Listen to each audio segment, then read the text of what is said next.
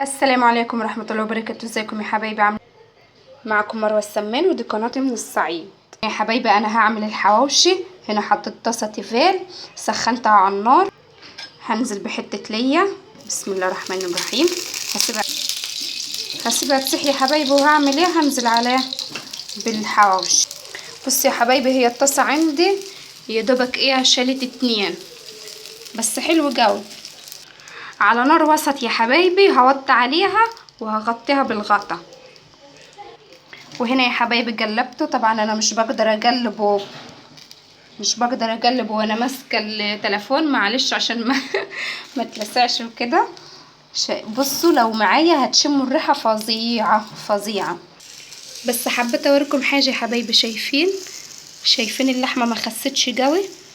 شايفين البقبقه اللي فيها والصوت ده كده طابت؟ شايفين يا حبايبي؟ شايفين كده طابت يا حبايبي. وهنا يا حبايبي انا قلبته مع الناحيه التانية. شايفين شكلهم حلو ازاي؟ هحاول اطلع واحد كده معاكم.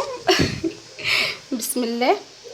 هحطه هنا في الطبق وحشت التاني اهو وهحطه في الطبق.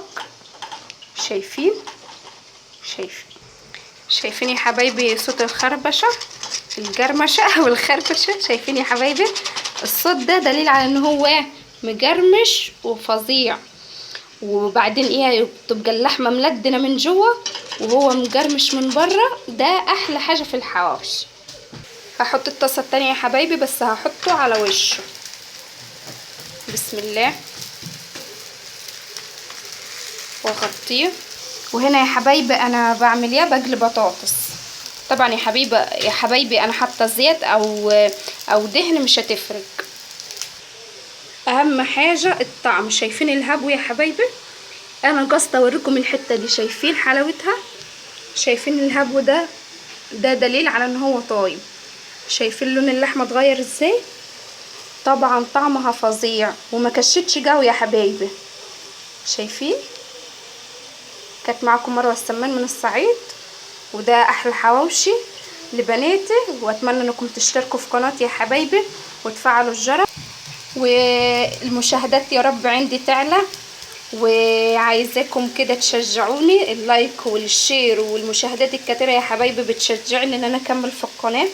واحب اوصل سلامي لاهل الصعيد والاهل مصر والاهل بحري والاهل الاسكندرية وكمان اهل العراق واهل السعودية واهل الاردن وحبايبي من كل جميع العالم. كانت معاكم مروة السمان من الصعيد والسلام. وده احلى حواوشي.